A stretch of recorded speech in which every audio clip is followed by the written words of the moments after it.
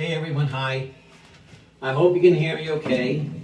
I'm not sure Elena can hear me okay because she just had dinner and she's falling asleep. Mom might have to come and get her at some point. But, so hi, I've been away for a couple of days. First thing I want to say is I've run out of my Francis Brabazon songs, although I've just written a new one. It needs some work, one of his ghazals. But I'm also running out of my own songs that I can remember just off the bat, or that I have printouts of. So I'm going to have to be taking some time between my live streams to file and digitize all of my old copyright tapes, song tapes, and so I've got some songs I'd love to share here, but I'm going to have to relearn them and preserve them. So I may be scaling this back to every 2 or 3 days even. I'm also rehearsing to be in Macbeth in November. There's plenty of time, but still rehearsing on Zoom. Okay, so what I'm going to do is something like I did last time. I'm going to begin with a song of mine. I'm going to read a section from Stay With God by Francis Brabazon, which will be a regular feature now for this, like about 7 to 8, maybe tops 10 stanzas.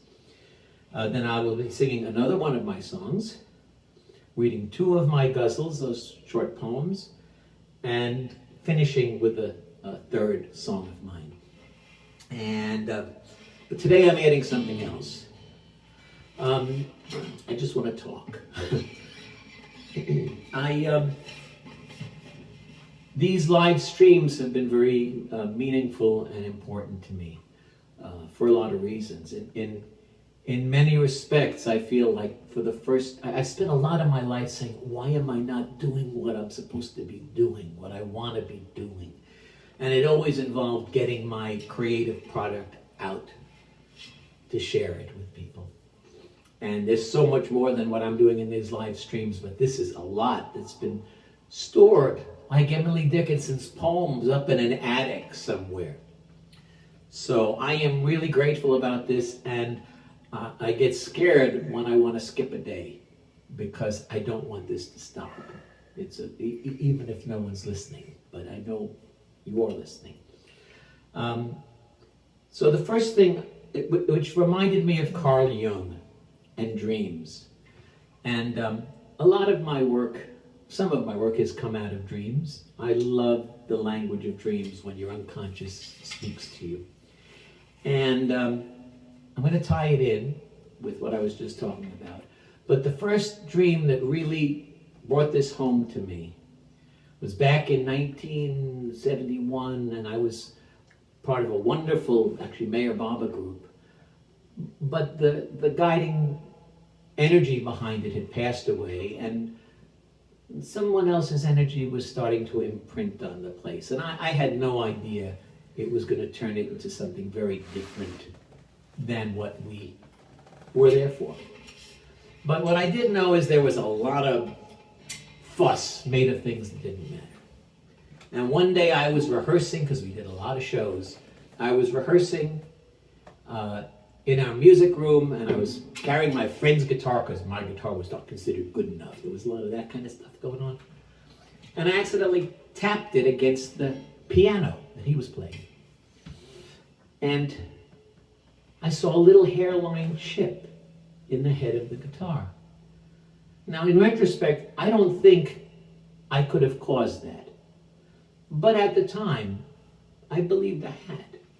And my instinct would have been to tell people, but obviously, I'm sorry, look at what happened. I don't know what to do about it. I can't buy you another. It's a nice Ovation plexiglass backed guitar.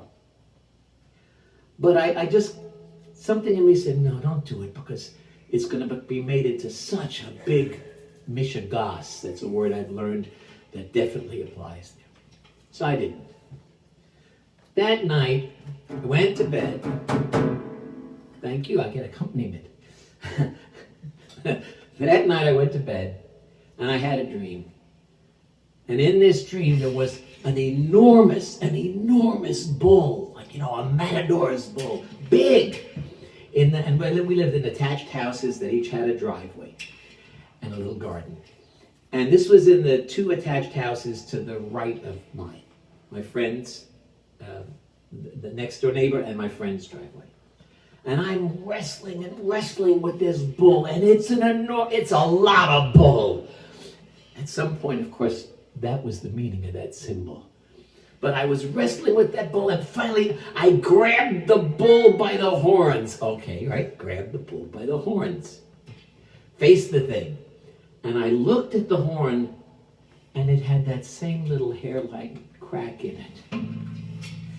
And I woke up.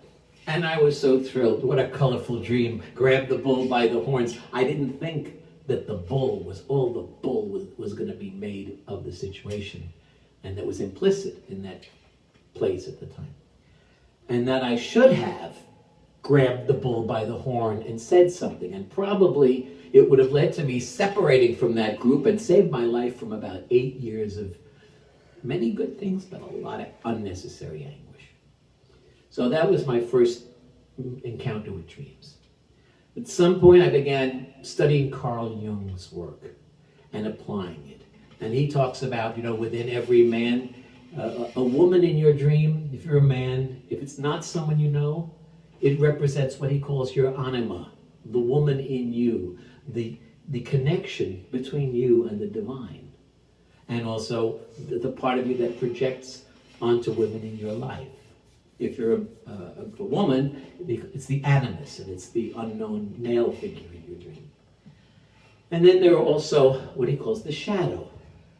And these are qualities, good or bad, that we have repressed. We've denied them. We don't want to, we don't think it's right to be so proud of our gifts. Or maybe, God, I really do tend to, cheat people when they're not looking. Or whatever it is, good or bad. If we can't own that it's part of us, it goes in the shadow and it shows up in the dream as a darkish figure of your same gender, usually. So, I'm just going to touch here on 3 things. For a long time, coming out of that group, I used to have dreams in which I was being pursued and riddled with bullets. Like... Took ages to realize I was feeling riddled with guilt about a lot of things. When I understood that, grasped it, dealt with it, those disappeared from my dreams. Then I started to see a lot of black men, African American men in my dreams, and I just couldn't quite figure out what it meant until one day it dawned on me, oh, this is my dark side. This is the stuff, usually it was stuff that I was afraid of, that I'd suppressed from my childhood or whatever. It's dark and hidden stuff, dark in the sense of not bad, but hidden. And I started dealing with those characters in my dreams, and they kind of disappeared. And then more recently, I've been having a lot of gay guys in my dreams. And, my father died when I was 9, and a crazy, sick-ass 5th grade teacher who thought she knew psychology warned that without a strong adult male role model, I might become gay. And I'm not gay, But that's planted in my mind, and I'd get these dreams and think, oh my God, am I really gay? I mean, I guess it would be okay if I was, but I don't. Eventually, as I certainly accepted these characters in my dreams, it became clear that they represented, well, first they represented my creative side. Because, of course, gay men are more in tune with their feminine qualities, which is what any man needs to do without changing his sexual orientation to become whole, just as a woman has to integrate their male qualities to be whole. And part of those are the sensitivity to beauty, to art, to creativity. And of course, I have all that in my life.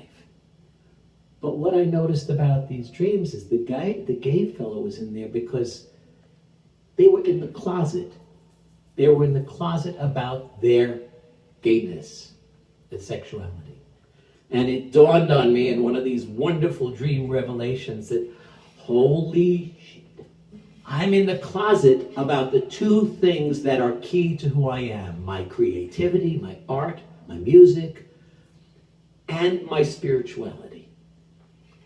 And I've been grappling with that again as I reached this point after 40 live streams and started reading Francis Brabazon's book about Mayor Baba. Now, Baba's implicit in everything I do. It's not something I put on someone else. It's like, you know, you're not going to be gay by having gay friends. You're not become a Baba lover by having a friend who's a Baba lover. Thank you. But we can accept and love the common humanity that we share that expresses in so many different ways. So, all that is to say, I'm going to be doing some songs that have some spiritual qualities. I'm going to do some songs that are about relationships and the angst and anguish. I'm going to sing some songs I wrote when I was a teenager and with issues that come up then, because I think they're still beautiful songs. And I'll be reading my ghazals, which definitely have a universal spiritual quality, not specifically connected, of course, to Mayor Baba, except for me. And I will be reading from Stay With God until we finish it. That's definitely universal, but parts of it are totally focused on Mayor Baba's life, which today's reading will be a bit about. A gathering of disciples. So, long damn introduction. Sorry, but I needed to say it. And maybe you're interested or not. But I will be coming back maybe every 2 or 3 days, God willing, with something of some substance like this. So here's my first song. I'm guessing I wrote it around 1983. Elena, you can sit.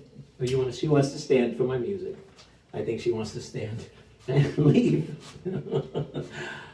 Zeke, you'll take care of that, whatever it is. Here's I Still Love You. I can back this up. Okay. Elena, sit her down. Okay. Okay, here we go. We're at the music now.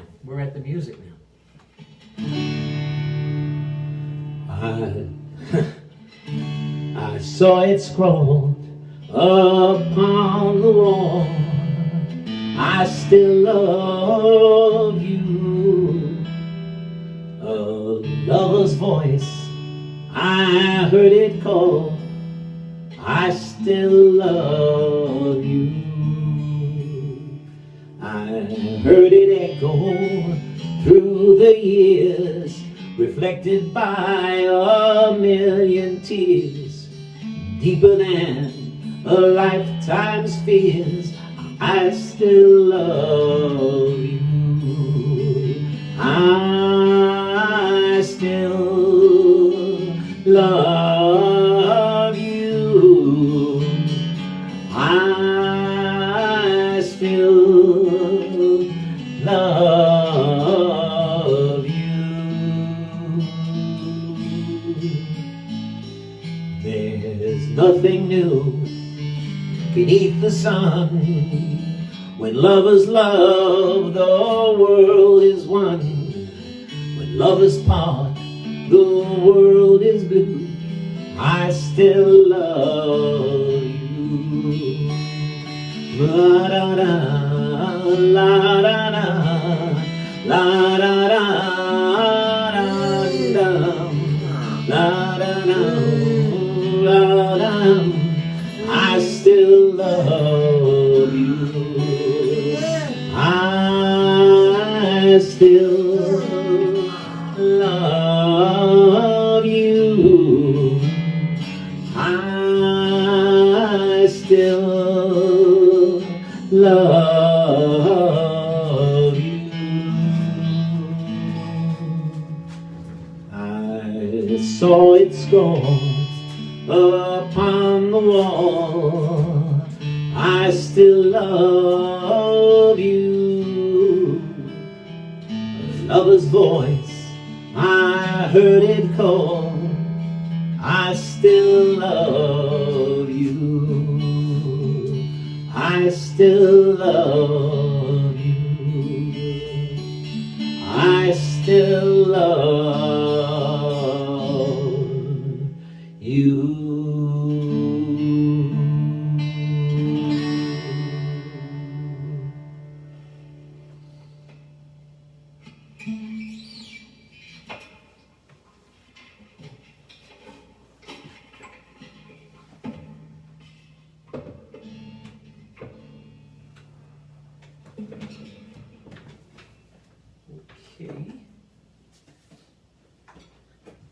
And I'm going to pick up from where we left off, which is the 22nd stanza. They're not numbered, so I had to just kind of count them out to see where we are.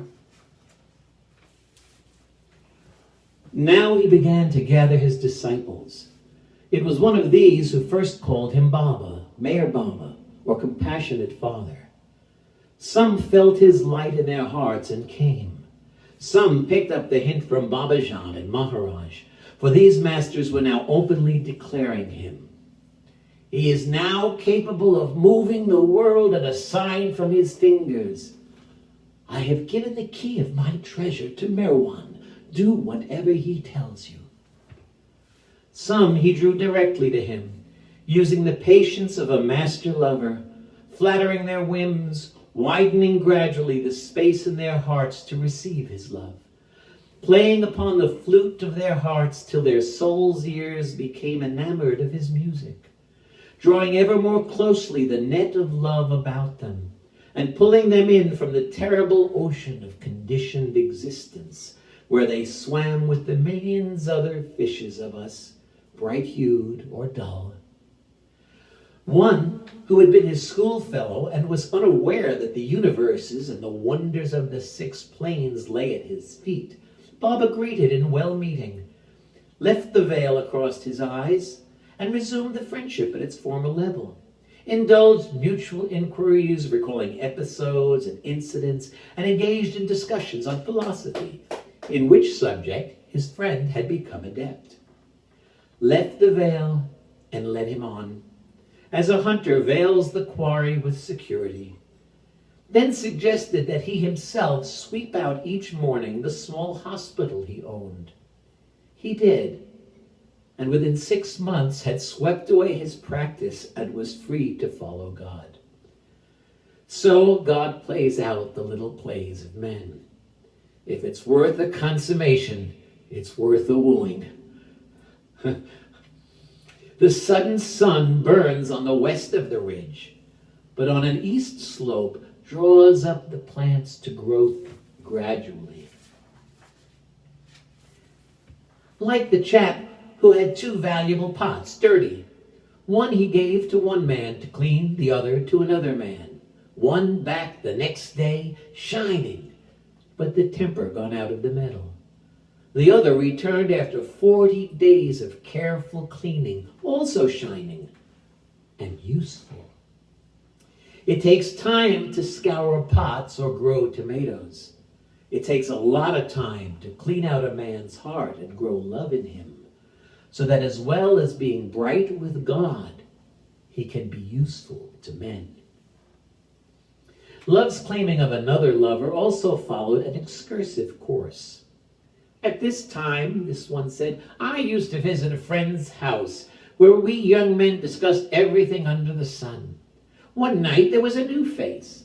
No one paid particular attention to him, but gradually he seemed to become the focal point of the gathering, and it was his say that was granted. Merwan says this, Merwan says that. I got sick of hearing his name.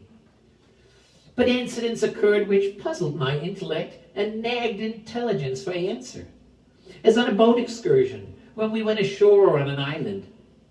It was noon, and being a Muslim, I went off and found a secluded spot and offered my prayers. When I got back, Merwan was grumbling that we had all left him. One goes off and offers prayers, another goes fishing. None of us had said what he had intended doing.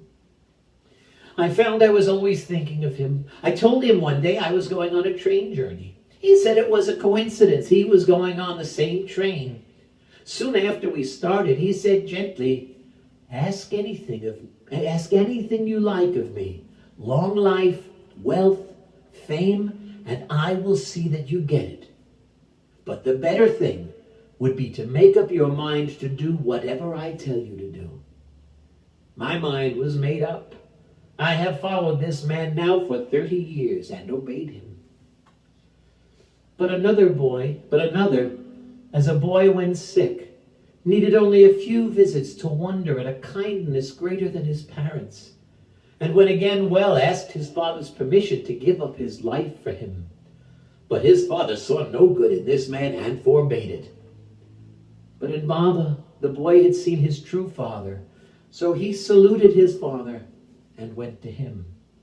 Another, but with his father's blessing, left his home set in desirable gardens and gave up his life to him. And the next continues: when Baba had gathered to himself 40 such men. Okay, and this is a song of mine that I'm particularly fond of. It's called Born Again, or My Renaissance. It's one of those relationship songs. As it came upon me, I was writing the words, and I was in my car, and I'd pull over and I'd write a verse, pull over, write it. And then the next thing you know, I was on the 59th Street Bridge, upper roadway, driving into Manhattan. And the third person bridge were coming, and I couldn't stop it. But fortunately, the traffic was really stopped badly. So I was sitting there, hardly moving, and taking out my pencil and writing, and then inching forward a few feet, then writing it.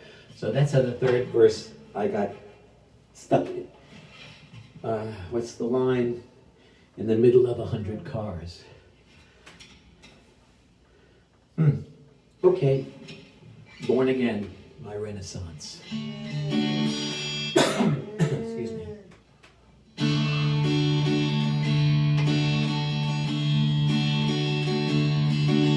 I'm suddenly in the dark ages, in the middle of my renaissance. Amazing how just a few pages could carry the story so far. Maybe I've been reading backwards, I don't know how this could be. Not so long ago I was born again, now I'm back where I used to be.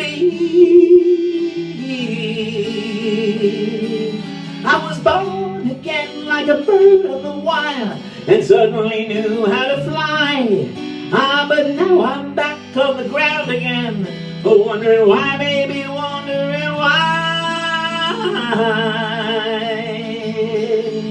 I'm suddenly lost in the desert, in the middle of my tropical night. Am I only getting my just desserts? How did you get so far out of sight? Maybe I've been looking backwards instead of just looking at you. Well, I used to splash in the waves, my friend. Now I'm burning with thirst for you. I was born again in the usual way, and suddenly life meant so much. But now I'm back on the ground again, and hungering for your touch, for your touch.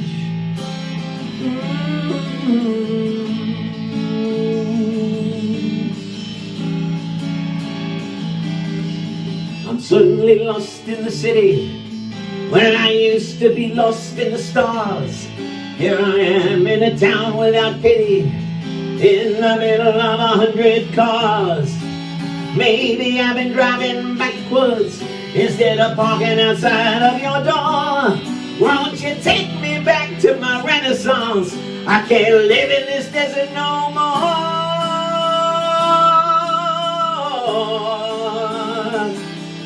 I was born again from the rumbling wave. I was blind, but then I could see, and I won't go back to that cave again. Set me free, lovely one, set me free. Set me free, lovely one, set me free. Whoa, whoa, whoa, whoa.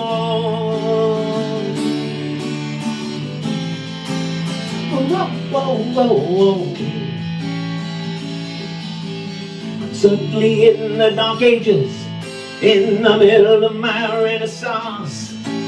Amazing how just a few pages can carry the story so far. Maybe I've been reading backwards, I don't know how this could be.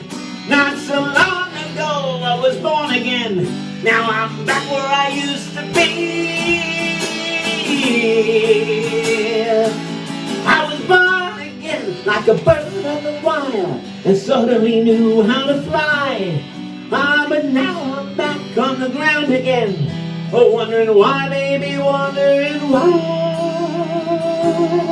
Wondering why, baby, wondering why. Oh, whoa, whoa, whoa, oh, wondering why. Oh, whoa, whoa, whoa, oh, wondering why.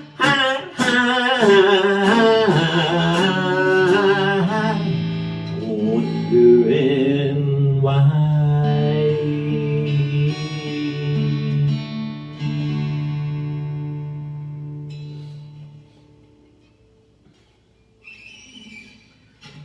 Oh.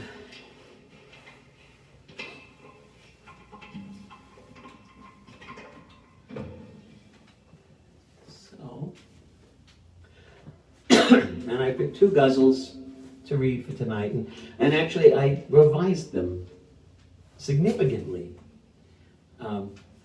before I started this live stream. Excuse me.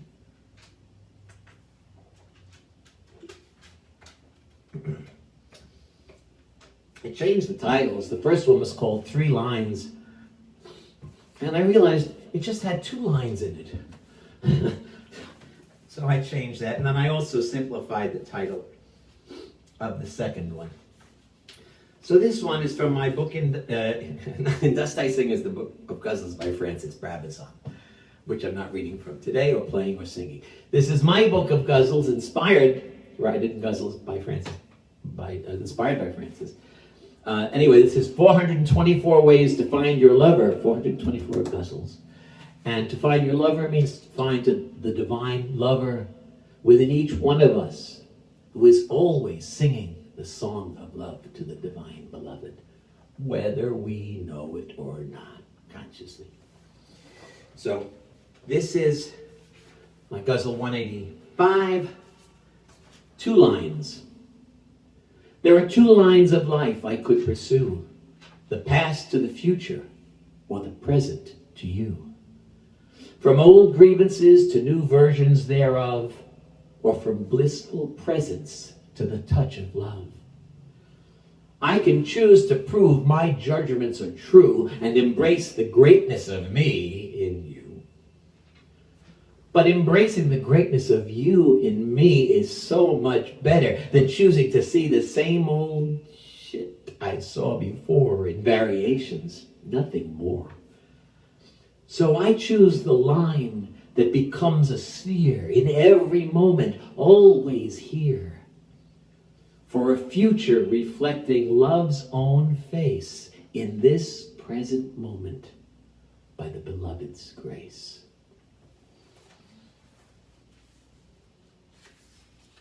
I only made some little tweaks, but it made it so much better. If you buy the book, I'll have to put an addendum or something, but I don't have any copies left right now. This is 2 pages later by ghazal 187, and it felt so timely for this particular moment we are all in. And so I was really glad to find it. Here it is. Ghazal 187, a prayer in the moment of our great need. I come to you not with defiance, but with this prayer of pure reliance, not imploring, not defending, but deeply, simply, bowing, bending.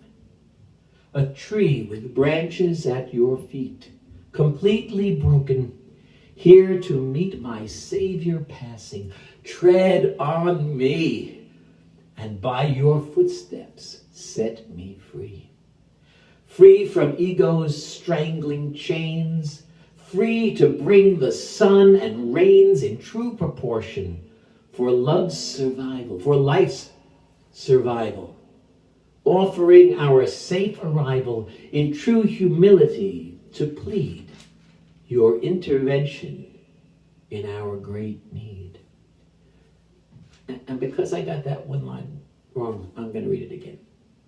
A prayer in the moment of our great need. I come to you not with defiance, but with this prayer of pure reliance, not imploring, not defending, but deeply, simply bowing, bending. A tree with branches at your feet, completely broken, here to meet my Savior passing, tread on me, and by your footsteps set me free. Free from the ego's strangling chains, free to bring the sun and rains in true proportion for life's survival. Offering our safe arrival in true humility to plead your intervention in our great need. Thank you. I'm very glad I read that again.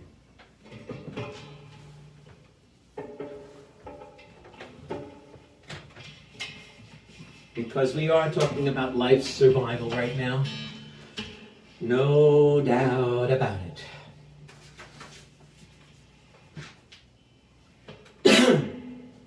Well, some people are talking about the economy. But if there's no survival, the economy kind of has to follow. The horse has to lead the cart, you know. We got to be alive and well for all the rest. This is a song based on one line from the Mayor Baba's Universal Message, in which he says, I am the divine beloved who loves you more than you can ever love yourself.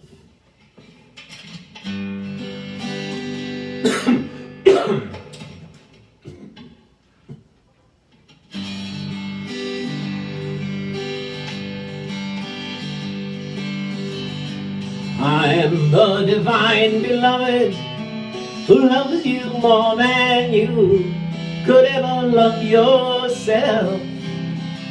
I will help you, so put your trust in me. I will never let you down. Oh, can't you see how much I love you? Love me. There is nothing I won't do. I am me and I'm in you. And I am waiting for you to let me in to the place I've always been, so that we may meet again. And you may know how much I love you. Love me. Now you can hear me, so heed my timeless call. It is not the time to fear me. Don't ignore me, just adore me. You will never find a love to match the love I have for you. Love so true, I implore you to take my offered hand, and together we will stand in life's sea towards eternity. Love me, do do do do do do, like a do do do do do do, do do do do, do do do. Do do bow bow bow bow bow bow bow bow bow bow bow bow. How much I love you. Love me. Now you can hear me, so heed my timeless call. It is not the time to fear me. Don't ignore me, just adore me. I am the divine beloved who loves you more than you could ever love yourself. I will help you. So put your trust in me. I will never let you down. Oh, can't you see how much I love you? Love me, love you, love me.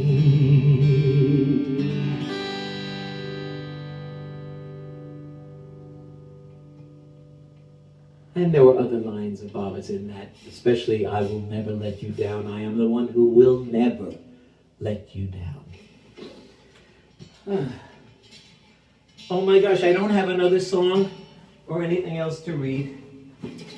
So I am just gonna do what I do and take a moment to say hello to whoever may still be visible on my screen. And thank you all for being here and all of you who are yet to come. Hold on.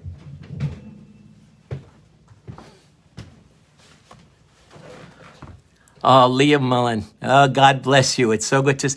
And Jennifer, last time I saw you was an inspired word, and it's so great to see you here. Bring them on camera? I don't know what that means, but whoops, and they just disappeared. Anyway, God bless you. I'm so glad you came. Thank you so much. And I'll probably be back in about 2 or 3 days. And in the meanwhile, I'll be working on other songs and trying to digitize all my old tape songs.